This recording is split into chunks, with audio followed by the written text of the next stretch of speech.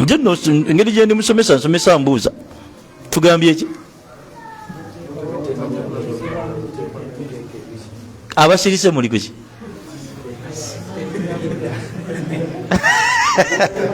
muleke abantu mbaveeko ombaka tugambe saa sallam nti okunoonya okumanya ki teeka kati obwetteeka bw'okunoonya okumanya buteekwamu emiteeka emeka ebiri tuli ffenna kati aha alqismu al awwal omuteeka ogusooka yagamba nti farudhu alkifaya waliwo yirimu nga yo kyatte farudhu alkifaya mu Luganda kyeki farudhu alkifaya mu Luganda nga kyatteeka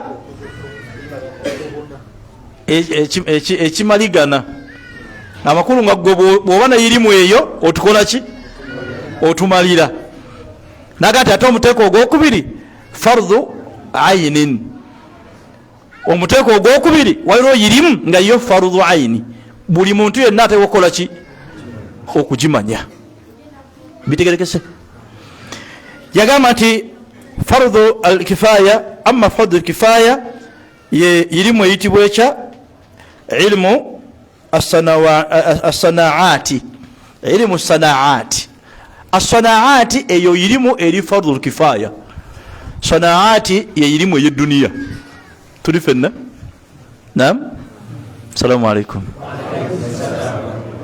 yirimu y'edduniya era eyo ababaka ba Allah tabaraka wa taala si gye batusomesa si gye beesigamako newakwadde nga yirimu y'eddiini eyingiramu neene eyaki ey'edduniya yonna munnamula kitegeeza ki nti omuntu bw'asoma obwa dokita atukola ki atumalira si ffenna tulina kuba baki omuntu asomye obusomesa atukola atya si ffenna tulina kuba omuntu asomye ebyobulimi akola atya atumalira si ffenna tugenda kuddawo tugende nti nze dokita w'ebisolo nedda kyova olaba nga bw'olwala ogenda eri oyo eyasoma yirimu etukola ki etugattira awamu etumalira n'alaba kiki Allah kwayisiriza okulwalako oba oli awo n'ateekawo sababu Allah kwayisiriza okukola ki okuwona eno yenzikiriza entuufu omusawo si yawonya bannange tuli ffenna ate amazzi si ge galwaza amazzi amabisi tegalwaza ki tegalwaza typhoid njogera kunzikiriza kitegere bulungi tonvunula obubi wabula Allah ayisiza ku mazzi amaki amabisi okulwala ki eyo yenzikiriza entuufu nekati ojja kudduka amazzi amabisi typhoid mpozi akwata amazzi mokka asanga omuntu mudwaire nga nti kale typhoid nze yanonyezaako kisinywangako ku mazzi maki mabisi nyemubuuza uuzo ogifunyisa gayidde osenyesa mazzi mafumbe nagati wabula mbutuufu gati olabye okusoma osenyesa mazzi mabisi ate wewala typhoid nti nze siganywa typhoid tayinza kukola ki sigosenyesa sigofuyisa uzuno gati kamukama kyoga gaba gaweddemu kawuka typhoid tekayinza kuyita mugano ogw'omuyunguza mukama kitegeeza nti ekizibu si mazzi wabula almusabbibu huwa Allah ateekawo ensonga yani ye Allah yekwayisiza kyaba yagadde okugezesa nakyo tuli ffenna bannaye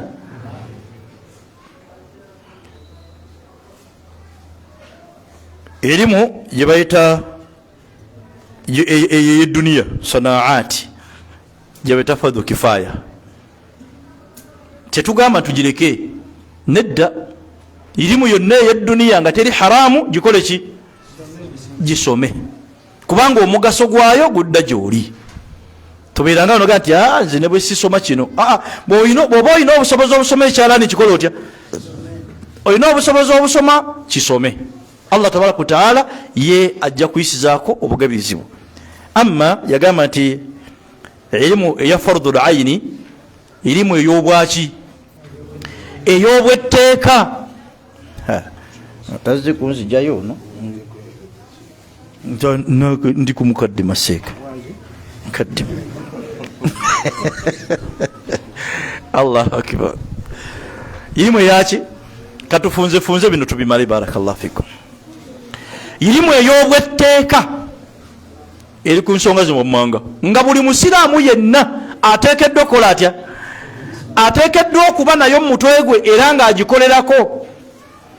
yagamba nti esookera ddala irimu shari'i, al ilmu shari'i, irimu eyaki yo yateeka fardu ayini, eyo yateeka. oteekeddwa okuba neirimu eya shariya, enamula ya shariya ku buli ki, ku buli nsonga yonna ebbanga lyomala nga oli musiraamu oteekeddwa okuba nayo. kakati bannaye twazeewo kigambo kiri, tewesibaako obutakola ki, tewesibaako obubuyabuya. bwe tulina bwenkana wa ku irimu ya shariya ku nsonga ez'enjawulo zetuganye okusoma, ng'ate obusobozi obusoma tukola ki? n'abawalimu abasobola okusomesa ensonga ezo weebali. omuwalimu ono atemeetemye music wano mu butuufu tolaba nga kumpi abasinga obungi badongo. nigwali otuleko n'osoma ku irimu seeka gyasomesa mu irimu wano manya ku ng'abasiraamu batuula nga bwe tutudde wano kiwe kiri nga bonna basiraamu nga bakola puroguramu ya mukolo si bwe kiri. mu puroguramu y'omukolo abasiraamu abakyala n'abasajja ne bateekako puroguramu yaki, ne bateekako balina engeri babita mu luzungu public address system. oyinza okulowooza bagenda teeka omuzindalo twogere, boogera ku ki? era ne baleeta DJ omukafiiri asibye ebiki n'atuuka abakuba omuziki n'olaba amakanzu bwe gatinkuuka, naye nga bonna basiraamu. basenga ne bavaayo mu bikaaya kachima basenga mu bikaaya. naye sheekha atemyetemye music wano wallahi nolanga tuli bakafiiri okujjako nga tojja mu butakola ki, teweesiba mbutamanya noleka music wo muki mu ssimu oba weesibyeko obuki, weesibyeko obubuyabuya. sabu mukyogera temunaga nayogedde bubi. sheekha yagamba nti irimu eno eya shariya oteeka ogimanya naddala. irimu zino wammanga era wandiika. esooka ilmu alquran, irimu yaki ya quran. ne bwokoma ku ekyo shariya oba ogimazeeyo. naye ekigambo kya sheekha wano kyetwagala bane irimu ya quran, tewateekeddwa kubaawo bantu nga babayita bahufaazu okujjako nga naawe okola ki, nga naawe mwoli. poza abakyala bataba hafidha sebo. omukyala ali eyo tewateekeddwa kubaawo omukyala nga ye yakwata qur'ani nga gwe si ye gwe. ekyo kyoba oteeka mu mutima gwo ng'oli qur'ani yagikola ki, oba kale atuula mu ddaasa y'okusoma qur'ani nga si ye gwe. toga nti abo beba bakwata qur'ani ate gwe okola ki, gweokwata bayibo. bw'oba musiraamu irimu y'okusoma qur'ani farudhu ayini, teriiko muntu ateekwa tukola ki, kutumalira. buli omu nga musiraamu ateekeddwa okuba ne irimu ya qur'ani muki, mu mutwe gwe. saagala kugaziya sheekhe obudda nga ebiweddeyo, naye ebintu badde bigazi wano. allah subhanahu wa ta'ala yatuuka n'okuwaana abasoma qur'ani, naga nti abasoma qur'ani be bantu bange wa khassatu. ate ekyo bakyeyawulidde kyabwe. omuntu asoma qur'ani mukwano gwa allah, allah aga nti oyo muntu wange. ani ayogera? olaba gobana mu poliisi owa traffic, omupoliisi nolaba nga ogaziye mu nsi bwoti olinayo muki, era ne bakukwaraga nti afande bankutte, naga oyo mumute nogaziwe oti. naye allah yatonda ensi eno nanyiri bitonde, naga nti abo bantu bange abakola ki, abasoma Quran. notegomba ekyo kukibeeramu, notegomba kuba mwabo mikwano gya allah. kyogamba oba kuyingira muliraabo.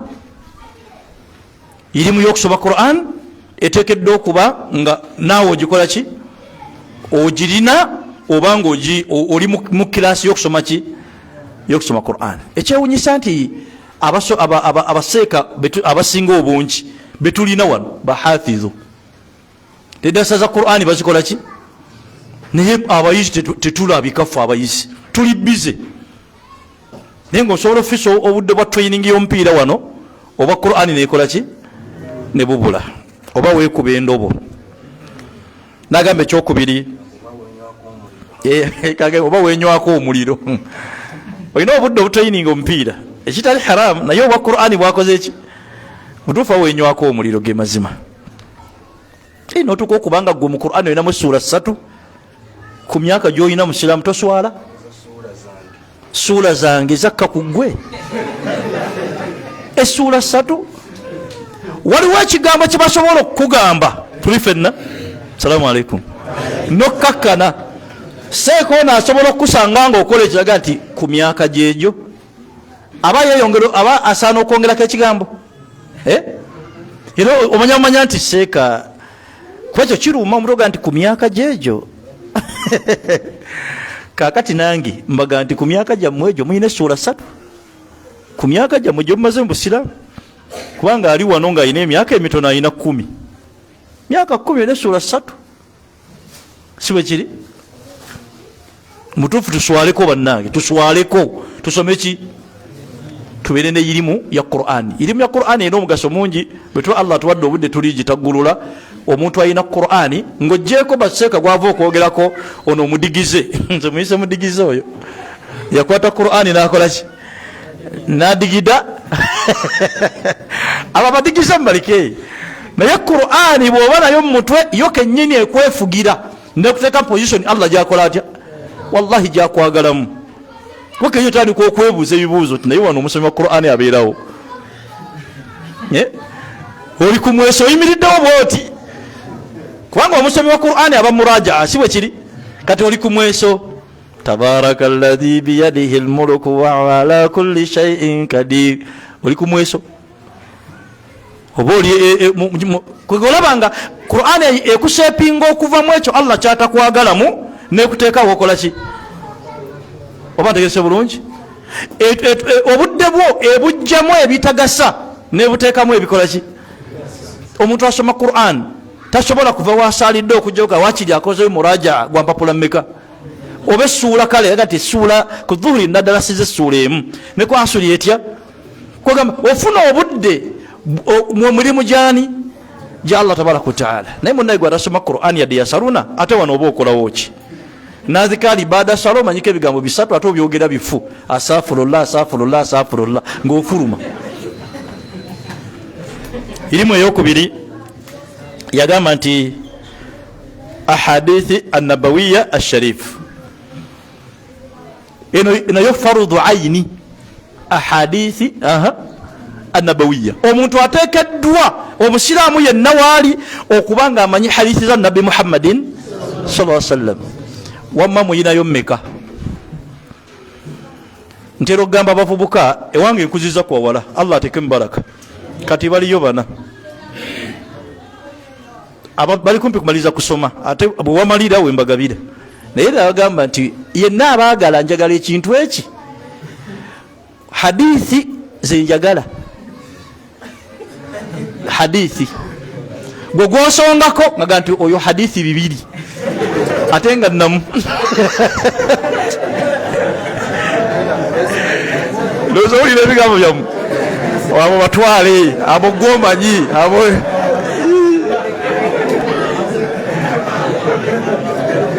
njagala sawuya oyo wa hadithi 4 bamanyi kyali hadithi kale hadithi 4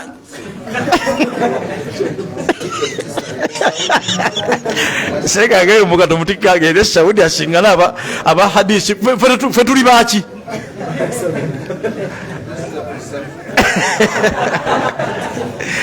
wallahi omusajja na mina maso gayo genzo sabo muwala naganti nzijira mu mutwe hadithi 10 nga ntufu nkuwe muwala oyo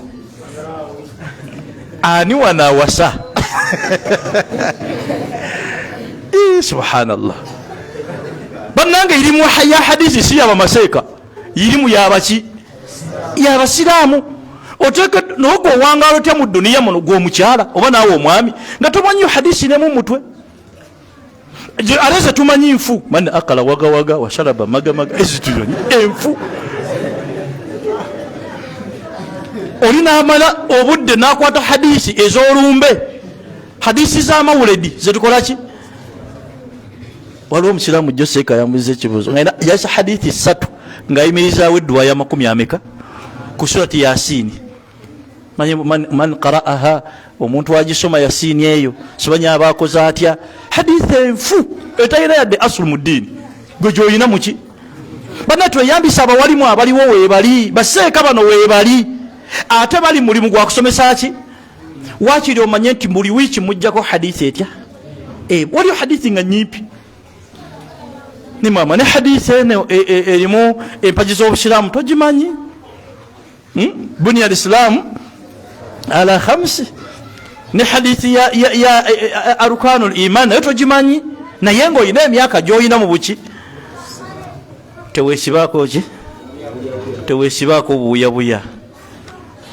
Irimu eyokusatu kati nno wano nno bibanga ebitabuse kuba yagambye eyokusatu aqwalu sahaba as-sahiha. Tuteekeddwa buli musiraamu okuba nga amanyi ku bigambo by'abasahaba ebiki ebituufu. Kati tomanyi hadisi naye ekigambo kya Umaru ebigambo bya sahaba nga bituufu kuba lwaki abasajja abo batugamba ebigambo nga bituzimba tuli ffenna nga bitubudaabuda. Ebigambo byabwe tubisoma era tubikola tutya kubanga tebatubulira mu bigambo byabubuze byonna basahaba bibitiibwa wabula ebituufu waliwo aboogera ebikyamu ku basahaba ng'abashiya abahmadiya n'abazikirikalenge. Abazikirikalenge balina ebigambo ebitali biki bitali bituufu. Waliwo ku basahaba ebifu. Umaru yakwata omwana n'amuziika nga bwamujja ettaka mu kirevu. Ebyo ebyekibuyabuya ebyo naye ng'ekyo osanga omuntu akimiddeko akyogera ayogera ku sahaba ow'ekitiibwa Umaru mutani wa Khattabi radiyallahu ekigambo ekifu. Tuli ffenna twogere tumanye ku bigambo byabaki kiteekeko obwongo wallahi Allah ajja kikuwa omanye ku bigambo by'abasahaba eby'ebitiibwa bya bbeeyi. N'agamba ekyokuna aqwalul ulama ebigambo byabaki eyo irimu ey'emiteeko ena Qur'ani hadithi bigambo by'abasahaba n'ebigambo byani byabamanyi oteekeddwa okuba nga obiyina muki. Sheekh muwulire wano ng'asomesa ndowooza obujulizi obusinga obungi mu kugambo music alese aqwalul ulama bigambo byaki kubanga lwaki ebigambo bya Allah tabaraka wa ta'ala bigazi kati abo bayagabira irimu ku byo okubitaggulula batuyambako okukola ki. Kati ebigambo by'abawulama ku bufumbo by'abawulama ku music nga bodabireeta wano ebiyitirivu nga byonna wallahi byamugaso naye gwe munnanga oli awo toyina kyomanyi munnanga oba weetuumako obutakola ki weetuumako obutamanya. Kakati mbufunze ebuulira kika 5 ku ssaawa yange kanzifunzemu bino barakallahu fikum ojja kunsonyiwa sheekh. Nadde waliwo obujulizi buno twagala okulaba ku irimu ya sharia netali yaki era omubaka Muhammad sallam yagaa nti irimu abannabbi basikirwako ki basikirwako irimu eno ya sharia. Tuli ffenna tetwabasikirako bwa dokita bwa busomesa bwa kulunda nte twabasikirako ki ate tewali gurupu gye yalonda kubasikira wabula ffenna abasiraamu twasikira ababaka baani ba Allah nga tubasikirako irimu ya sharia. Tuli ffenna irimu ashari'i tuli ffenna bannange kubanga irimu eryendala oba olyawo eriko bannyiniyo. Omubaka Muhammad sallam yatuuka e Madina yasanga basimba entende mwira bulungi bannange nga baddira entende ensajja ne bagatta n'entende ki enkyala ne bazisimba ne zimera. N'abagamba nti ekyo kyakubakoyeza bwereere tekirina muki mugaso ne bakireka ne basimba nga basimba entende emu ne zitamera zisakola ki tezamerayo ne baddayo bati ya Rasulullah tebimera n'abagamba atya nti abange mukolere ku irimu y'edduniya yammwe mwe musinga okukola ki. Kitegeeza nti eyo irimu si gye twasikira ku bannabbi, eriko baani, eriko bannannyiniyo. Gye twasikira ku bannabbi gye tulina okujja kwa maseeka ye irimu eyaki, eya sharia. Kati ebirungi ebiri mu kusoma, mu kumanya, ekisooka kutya Allah. Buli lwoba nga oli mu abo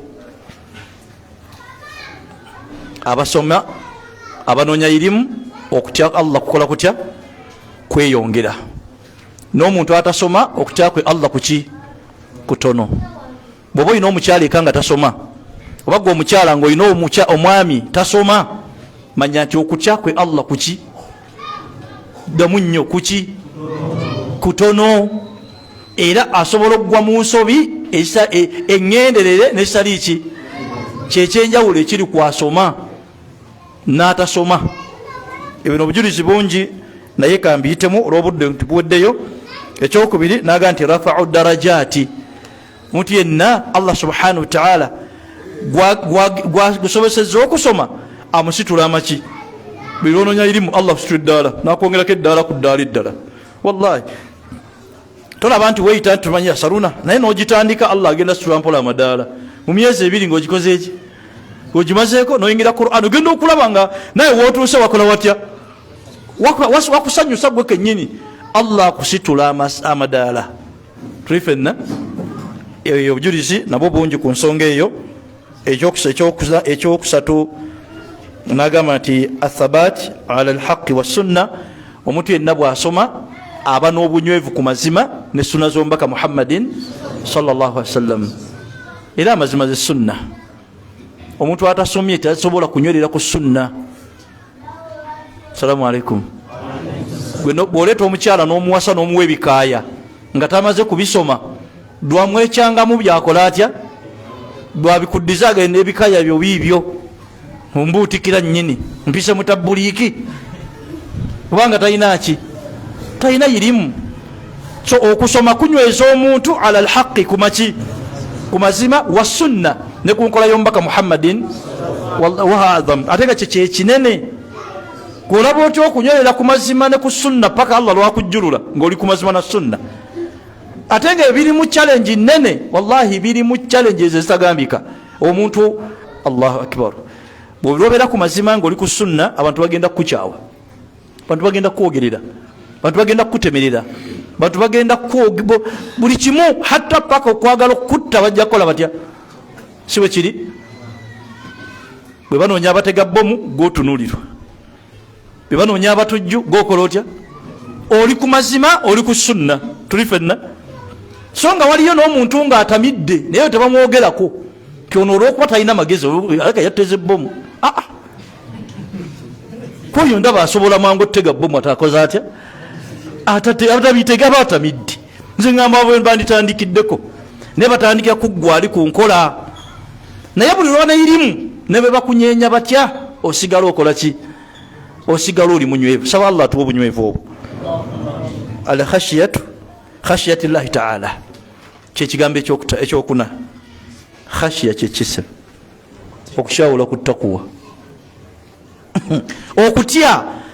okutya kuno kwe boogerako wano Sheikh kwayogerako kwe kuba nti otya ekyonoono.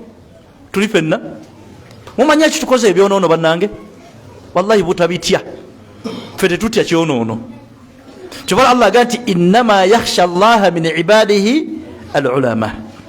Abantu abasinga okutya Allah, yani okutya okw'okwekuuma amateeka gani. Kati okutya kwa mirundi ebiri, okutya ekyonoono n'okutya ebibonerezo byani bya Allah subhanahu wa ta'ala, ate n'okusuubira empeera okuva ewaani. Ebyo byonna biri ku muntu anoonya irimu. Oba ntegerekese baganda bana, otya ekyonooga nti nze nyende Allah, notya ebibonerezo bya kabuli, notya osinkana Allah akubonereze, ate okwekuuma okwo okutya ebyo ng'okusuubiramu ki empeera mu maaso g'ekitiibwa Allah subhanahu wa ta'ala. Ekyokutaano naga nti asaburu. Mu kusoma tufunamu obugumiikiriza. Buli lwoba n'irimu saburu ejja mangu ku nsonga zonna, ejja mangu ku nsonga zonna. Ebyo byonna birina obujulizi. N'ekisembayo n'agamba nti atawaadi, obwetoowaze obuki omuntu asomye aba mwetoowaze eri ensonga zonna mu nsonga zonna aba mwetoowaze gwe buli wolaba omuntu omukalamufu omanya talina ki talina irimu nze nkukuba nze nkukuba gwe olonno ki boda boda amukonyoga gwe nkukuba nze tebamanyira nkukuba bannange omuntu alina irimu akakkana ne bwaba yakoze ensobi n'amanya bagikola batya bwe bagikwata okugijjawo ne bago bakozeeko ensobi amanya ekyokukola ki kubanga omuntu alina irimu bakukolako ensobi nti tagenderedde si bwe kiri tagenderedde ku nkola ekyo naye gwe atalina irimu kikonde tteke obwetoowaze omuntu anoonya asomye aba n'obwetoowaze mu maka ge tuba tubakubiza bitiibwa timutwale bakyala bamwe bakole batya abakyala ennaku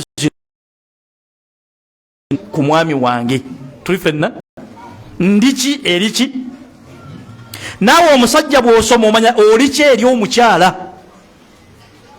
wa barakallahu fikum bigambo bingi wano mu kitabo kino kitabu al-ilm naye Allah bali batuwadde obututandikiraawo tusaba Allah subhanahu wa ta'ala aberenga atuwa okumanya n'okutegeera edduwa eno bw'obanga osaba tugyerabiranga egamba nti Allahumma inni as'aluka ilman nafi'a tuddemu